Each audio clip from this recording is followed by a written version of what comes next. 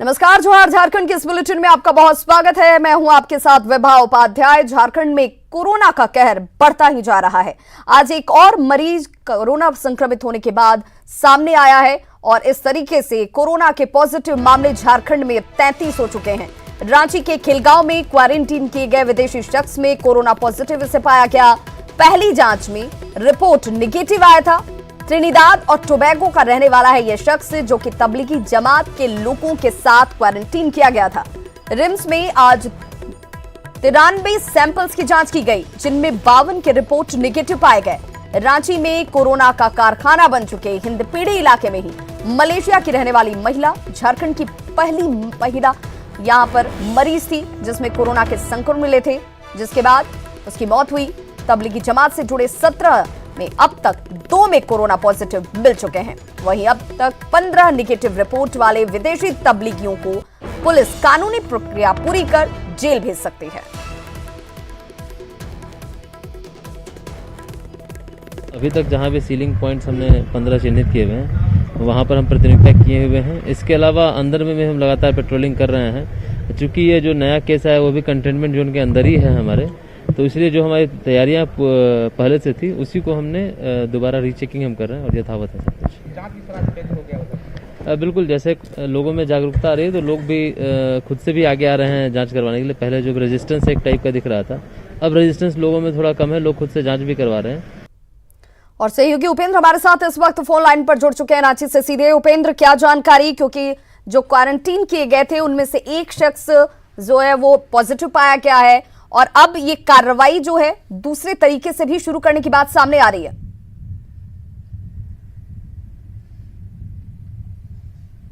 बिल्कुल विवाह, देखिए हिंदपीढ़ी के इलाके से जो तबलीगी जमात के जो लोग थे 17 थे टोटल, जिनको पुलिस ने कसर रिटेन किया था वहां से, और उसमें से एक जो मलेशिया की महिला थी उसमें तत्काल जो जांच हुए थे उसमें कोरोना पॉजिटिव पाई गई थी और उसका इलाज अभी भी रिम्स के कोविड सेंटर में चल रहा है। बाकी जो 16 थे जो विदेशी जमाती लोग थे, जो अलग अलग देशों के थे, उसमें मलेशिया के, वेस्ट इंडीज के, जो त्रिनिदाद एंड टोबैगो के जिनको जो आज पॉजिटिव पाए गए वो थे, उनको खेलगांव के क्वारंटीन सेंटर में रखा गया था।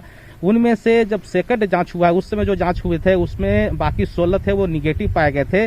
लेकिन जब सेकंड जांच कराया गया है तो परसों सैंपल लिया गया था, उसका जो आज नतीजा आया है उस नतीजे में एक जो शख्स जो है वो फिर पॉजिटिव पाए गए हैं। जो जानकारी मिल रही है उसके अनुसार वेस्ट इंडीज के त्रिनिदाद एंड टोबैगो के रहने वाले 32 साल लगभग उम्र है उनका, और वो पॉजिटिव पाए गए हैं। अब वहां से खेलगांव से उनको रिम्स के कोविड सेंटर में लाया जाएगा उनको। बाकी जो 15 हैं विवाह, वो अभी खेलगांव में है, क्वारंटीन सेंटर में है। और उसके बाद जो जानकारी मिल रही है उसके अनुसार, चूंकि उन पे मामला दर्ज है, ये लोग टूरिस्ट वीजा लेकर के इंडिया आए थे और यहाँ पे धार्मिक कार्यक्रम में शिरकत कर रहे थे, जो कि एक अपराध है और संभव है कि उसमें उनको फिर जेल भेजा जाए। जी बिल्कुल उपेंद्र, एक और जानकारी मैं चाहूंगी। जैसा आप खुद बता रहे हैं कि दूसरी रिपोर्ट में ये शख्स जो है वो पॉजिटिव पाया गया है, पहली रिपोर्ट में ये शख्स भी नेगेटिव था, यानी क्या ये माना जाए कि 15 बाकी जिन लोगों के रिपोर्ट दोबारा जांच में नेगेटिव आए हैं उन पर भी अभी निगाह रखी जाएगी?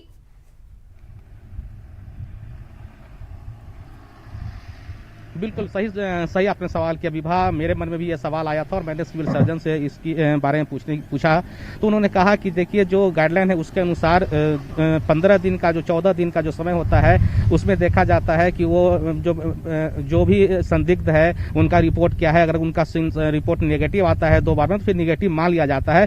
बावजूद इसके जब उनके साथ एक और जो उनके सहयोगी थे जिनका पॉजिटिव आ गया है, तो ऐसी स्थिति में संभव है कि उनका क्वारंटीन बढ़ाया जाए और उनका फिर से भी जांच कराया जाए। ये जरूरी है इसलिए कि जिस क्वारंटीन सेंटर में खेलगांव में 16 विदेशी जमाती रखे हुए थे उसी में से एक का आज पॉजिटिव आया है। तो ऐसे में संभव है कि प्रशासन की ओर से उनको भी और 14 दिन रखा जाए और उनका फिर से जांच कराया जाए। विभा, उपेंद्र, टूरिस्ट वीजा उल्लंघन के मामले में किस तरह की कार्रवाई, कब तक कार्रवाई, कोई जानकारी मिल रही है?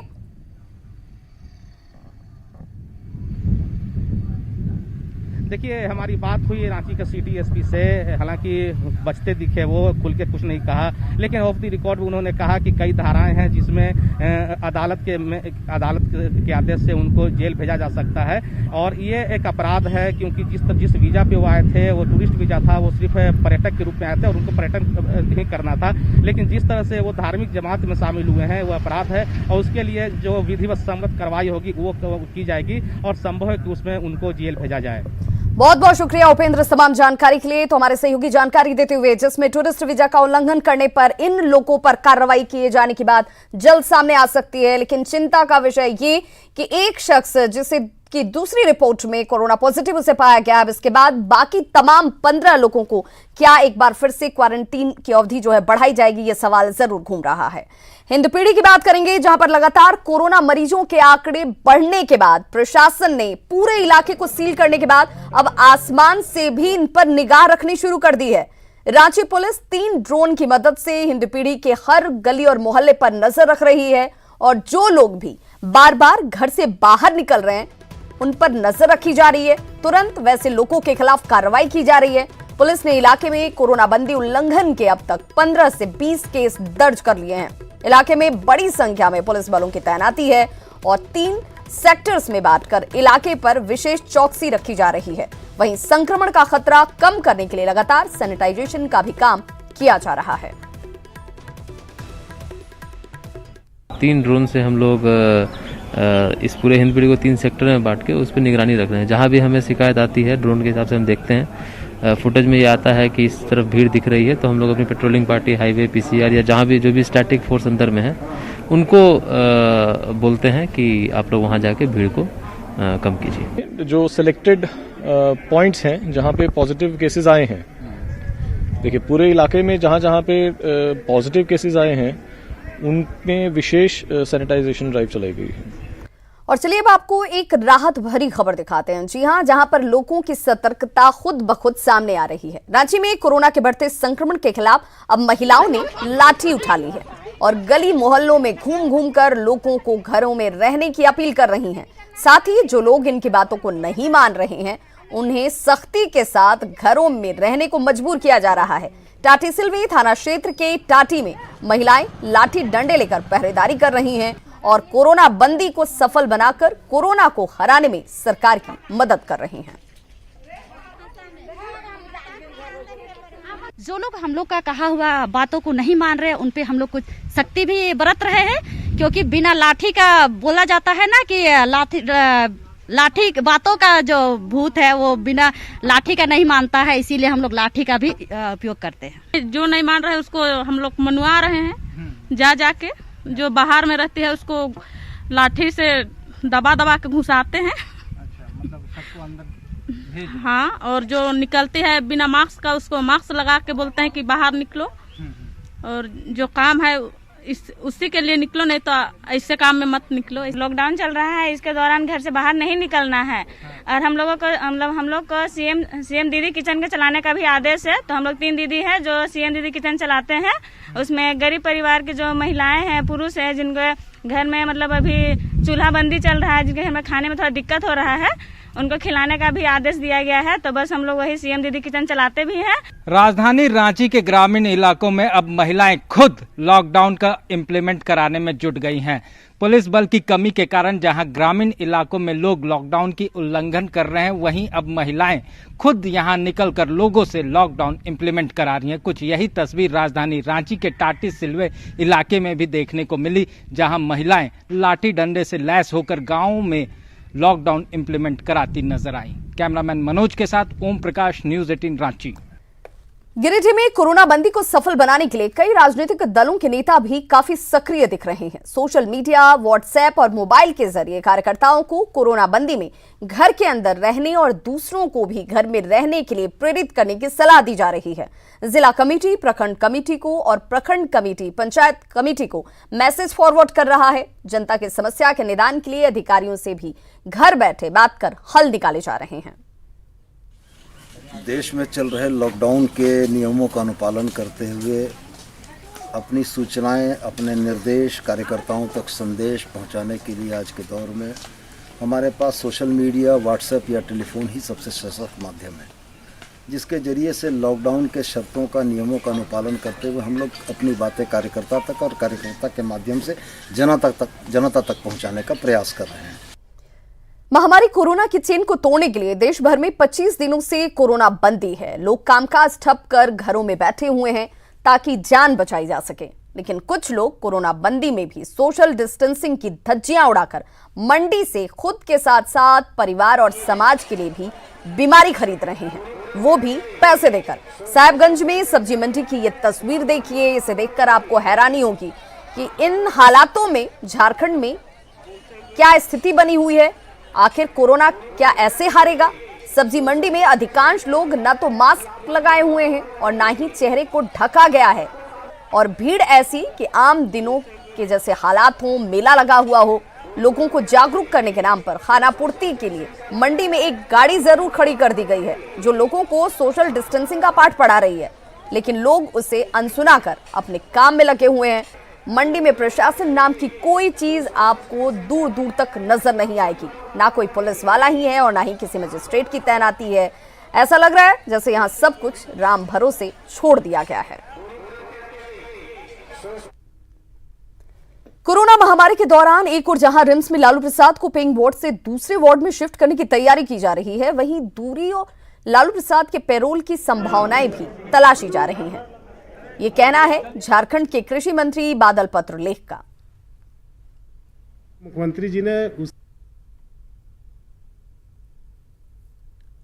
माननीय मुख्यमंत्री जी ने उसी मीटिंग में जो पहली बार हुआ, विद्वान महाधिवक्ता advocate general of Jharkhand government को बुलाया और चीज़ों को जो मैंने उनके सामने रखा कि इस तरह के केसेस हैं, इसमें पैरोल दिए गए हैं, ऐसे में हमें करना चाहिए, और इस डेंजर ऑफ डेथ तो है ही, रिम्स प्रबंधन भी कह रहा, तो वैसे केस में हमें कैसे बढ़ना चाहिए, गवर्नमेंट को आपको राय देनी चाहिए। माननीय मुख्यमंत्री जी ने एजी को कहा, उनके पास सारे मामले हैं, उनका जैसे ही रिटर्न हमें रिकमेंडेशन आ जाता है, फिर हम आगे का रास्ता इख्तियार करेंगे। माननीय मुख्यमंत्री जी इस पे आपको जवाब देंगे। झारखंड के लोक गायक और इसी साल पद्मश्री सम्मान पाने वाले मधु मंसूरी हंसमुख ने कोरोना बंदी को सफल बनाने के लिए गीत लिखा है, उसको अपनी आवाज भी दी है। मधु मंसूरी से बातचीत की हमारे रांची संवाददाता उपेंद्र कुमार ने। हमारे साथ हैं झारखंड की आवाज पद्मश्री मधु मंसूर हंसमुख साहब। इन्होंने एक रचना लिखी है, एक गीत लिखा है और उसको अपना आवाज दिया है कि क्यों लॉकडाउन जरूरी है और क्यों लॉकडाउन से ही कोरोना हारेगा। तो अभी हमारे साथ मनसुख साहब हैं, इनसे हम बात करते हैं। मनसुख जी, ये बताइए कि ये जो गाना आपने लिखा है क्या है और कैसे लोगों को आप बताइएगा कि इस गाने से कि कोरोना बंदी के लिए लॉकडाउन, सोशल डिस्टेंसिंग जरूरी है। क्योंकि ये बीमारी जब उदय हुआ तो शोधकर्ताओं ने, रिसर्चकर्ताओं ने बोला कि इसका कोई उपचार, इसका कोई दवा अभी तक रिसर्च नहीं किया गया है। इसका एकमात्र इलाज है मने लोगों से हट के रहना, सामाजिक डिस्टेंस, दूरी का पालन करना और लॉकडाउन जो सरकार ने निर्देश दिया है उसका पालन करना। इसका वायरस ताकि लोगों के करीब में ना जाए, इसलिए मैंने एक छोटा मोटा गीत लिखा जिसको गा रहा हूँ कि हर कोई अरे हाकिम के हुक्म को मानो मानो, सब सरकारों का निर्देश, सरकारों का निर्देश। हाकिम के हुक्म को मानो मानो, सब सरकारों का निर्देश, सरकारों का निर्देश। मानव का दुश्मन कोरोना कर गया परवेश, कर गया परवेश। खांसी खोखी रखना रोकी, गमछा मास्क रुमाल से, कोरोना वायरस फैल रहा है, बचना महाकाल से। खांसी खोखी रखना रोकी, गमछा मास्क रुमाल से, कोरोना वायरस फैल रहा है, बचना महाकाल से, बचना महाकाल से। कोरोना बंदी की वजह से कई लोगों की शादी रुक गई है और लोग बस यही दुआ कर रहे हैं कि ये वक्त जल्द निकल जाए, क्योंकि शादी टलने का गम और ऊपर से तैयारियों के लिए दिए गए एडवांस पर आफत है। तो करें क्या, देखिए हमारे इस रिपोर्ट में।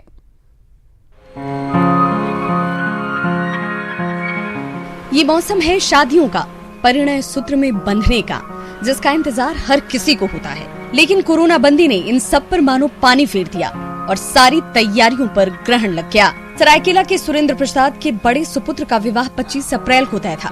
इसे लेकर बैंड बाजा, कैटरिंग, टेंट के साथ फूलों के ऑर्डर तक दे दिए गए थे। लेकिन अब शादी कैंसिल हो गई है, जिससे परिवार में मायूसी है। मेरा पहला बेटा शादी कर रहे हैं, बहुत खुशी से शादी कर रहे हैं, और जब इस तरह के हो गया कोरोना को लेकर के तो बहुत मायूसी है सब परिवार का, हम लोग का भी है। बहुत शादियाँ इस समय जितनी भी जो लग्न हैं अप्रैल, मई, जून, जुलाई तक के 30 तारीख तक का विवाह लग्न जितना भी हमको लगता है ये सब नवंबर और दिसंबर में चली जाएगी। इस समय संभव नहीं लग रहा है कि ये सब शादियाँ होंगी इस वर्ष। यही नहीं, चाईबासा के नीमडी मोहल्ले में 20 अप्रैल को व्यवसायी सौरभ जैन की शादी होनी थी। आज से विवाह की रस्में निभाई जानी थी, लेकिन सारी व्यवस्थाएं कोरोना बंदी की वजह से ठप पड़ गईं और परिवार दुखी है कि अब न जाने कोरोना बंदी कब खत्म होगी। कोरोना वायरस को लेके हमने भी प्रोग्राम को पोस्टपोन कर दिया है, और प्रोग्राम जब यहाँ पे लॉकडाउन खुल जाएगा, सारे मूवमेंट वगैरह क्लियर हो जाएंगे, सब कुछ ओके हो जाएगा, तो उसके बाद हम आगे शादी वगैरह का प्रोग्राम तैयारी करेंगे। अप्रैल और लगभग मई का सारा काम लगभग रद्द हो चुका है। लोग बहुत विकट स्थिति में है कि हम क्या करें।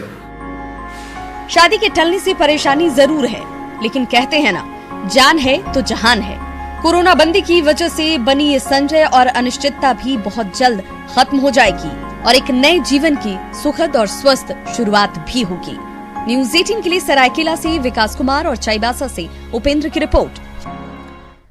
कोरोना बंदी के दौरान दुमका जिला के विभिन्न क्वारंटीन सेंटर में लगभग 8000 लोग रह रहे हैं। इनमें से अधिकांश ने 14 दिनों की क्वारंटीन अवधि को पूरा कर लिया है, लेकिन कोरोना बंदी के कारण ये अभी भी घर नहीं जा पा रहे। केंद्र में रह रहे लोग प्रशासन से बार बार क्वारंटीन से मुक्त करने की अपील कर रहे हैं। इसमें से अधिकांश लोग दुमका जिला से बाहर के हैं। पूछे जाने पर डीसी राजेश्वरी बी ने कहा कि गृह मंत्रालय के निर्देशानुसार 20 अप्रैल तक कोरोना बंदी का सख्ती से पालन करना है और इस वजह से इन्हें नहीं छोड़ा जा रहा। 20 अप्रैल के बाद फैसला लिया जाएगा।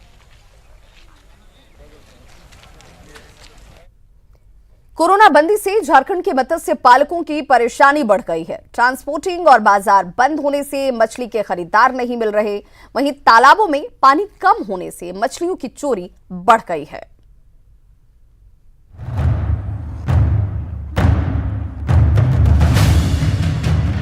कोरोना बंदी ने झारखंड के 1,40,000 मछुआरों को या मत्स्य पालकों के जीवन में मानो अंधियारा ला दिया है।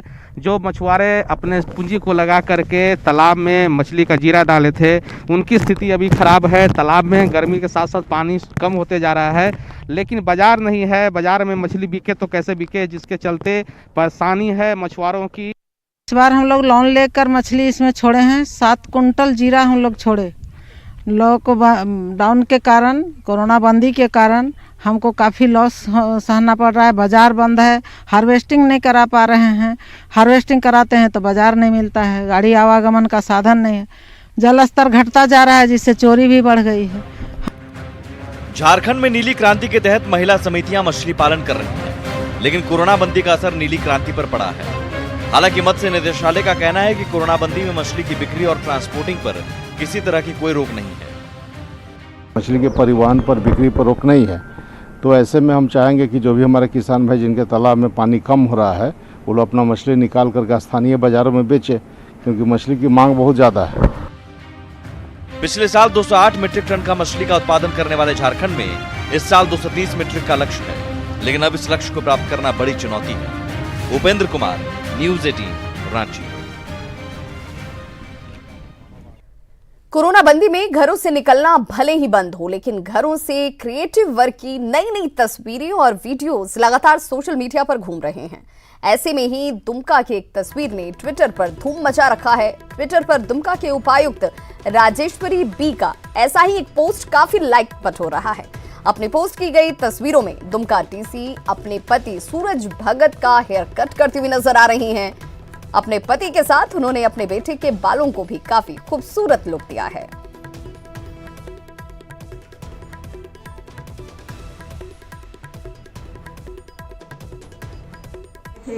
कि उनका थोड़ा जो बढ़ रहा था, बाल बढ़ रहा था और वो चाह रहे थे कि वो कटिंग कराए।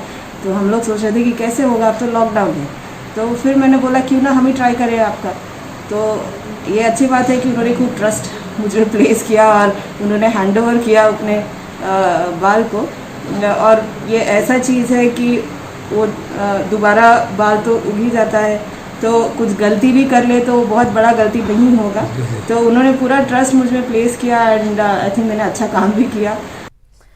खबर घाटशिला से, जहां पर घोड़ाबांधा थाना परिसर में जैप 5 के जमादार पूर्णचंद मुंडा ने अपने आप को AK-47 से गोली मार ली। AK-47 से 4 गोलियां निकली, जिससे गंभीर रूप से घायल पूर्णचंद मुंडा को इलाज के लिए आनंद फानन में जमशेदपुर भेजा गया।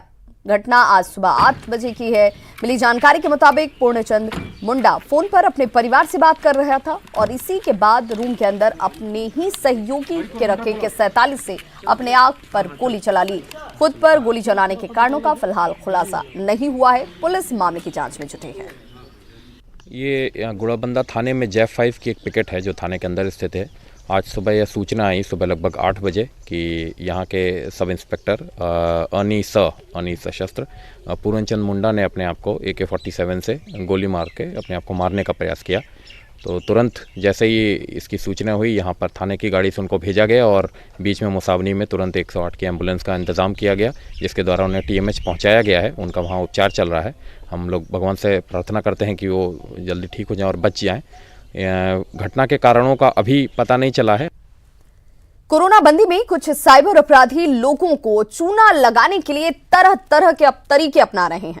कुछ शातिर कोरोना संकट में डोनेशन के नाम पर फर्जी वेबसाइट बनाकर लोगों को ठगी का शिकार बना रहे हैं, तो कुछ इस संकट में लुभावने ऑफर देकर उनकी गाढ़ी कमाई लूट रहे हैं, जिस पर पुलिस की नजर है और ऐसे लोगों के खिलाफ सख्त कार्रवाई की जा रही है। सर बहुत सारी ऐसी फेक चीज आ रही है हमारे पास, जैसे फेक आईडी बना के फेसबुक से हमें फ्रेंड रिक्वेस्ट भेजा जाता है कि आप ये परचेज कीजिए, ये कीजिए, आपको फ्री में सामान आपके घर पर डिलीवर होगा, जबकि ऐसा कुछ भी नहीं है सर। करने के बाद हमें पता चलता है कि ये फेक है। पब्लिक जो फंड डोनेट भी कर रही है तो कुछ गलत आईडीज पे डोनेट हो जा रहा है। हम लोग जैसे अगर किसी मान लीजिए डोनेट करना भी चाहते हैं तो आईडी पे विश्वास करे या ना करे ये समझना बहुत मुश्किल होता है। कुछ शिकायतें ये थी कि फेक वेबसाइट्स बना के फेक या ओरिजिनल वेबसाइट्स पे गलत नंबर लगा के साइबर फ्रॉडस्टर्स जो हैं पैसा साइफन ऑफ कर रहे हैं, तो उन पे लगातार निगरानी रखी जा रही है। और जैसे इनकी अवेयरनेस के लिए भी जितने भी सोशल मीडिया प्लेटफॉर्म्स हैं उनके माध्यम से लोगों को एडवाइजरीज भी जारी की जा रही हैं और जहां जहां शिकायत आ रही है उसमें प्राथमिकी दर्ज कर कार्रवाई की जा रही है। तो घर में रहें, सुरक्षित रहें और सोशल डिस्टेंसिंग का पालन जरूर करें।